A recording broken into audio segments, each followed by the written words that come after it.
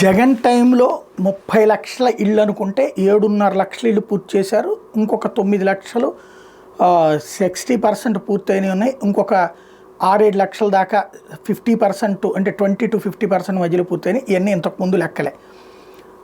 అయితే ఒక్కిళ్ళు కూడా కట్టలేదు అనేటటువంటిది ప్రచారం చేస్తూనే ఉంటారు. టిట్కో ఇళ్ళు అంతకుముందు ఒక్కటి చేతికి ఇవ్వలేదు, అండర్ కన్స్ట్రక్షన్లోనే ఉండి ఆగిపోయినాయి.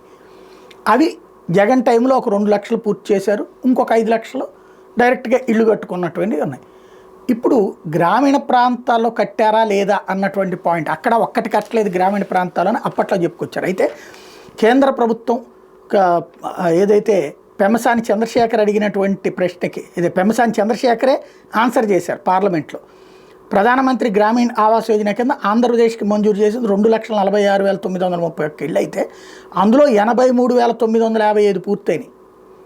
అంటే 84,000 మందికి ఇళ్ళు పూర్తయినాయి. దీన్ని ఎలాగ రాస్తారు? 34% మాత్రమే పూర్తయినట్టు కేంద్ర మంత్రి చెప్పారు అన్నట్టు. 34% కానీ 84,000 మందికి. బట్ అంతకుముందు 1% కూడా ఇల్లు చేతికి వెళ్ళలేదు. కట్టి ఇద్దామనుకున్నారు, ఇవ్వలేదు. కట్టడము పూర్తిగా లేదు. అనేక చోట్ల ఏంటో చూస్తున్నారు కదా టిట్కోది ఇప్పుడు. బట్ వార్త రాసే స్టైల్ ఎట్లా ఉంటుంది అనడానికి సాక్ష్యం ఎట్లాంటి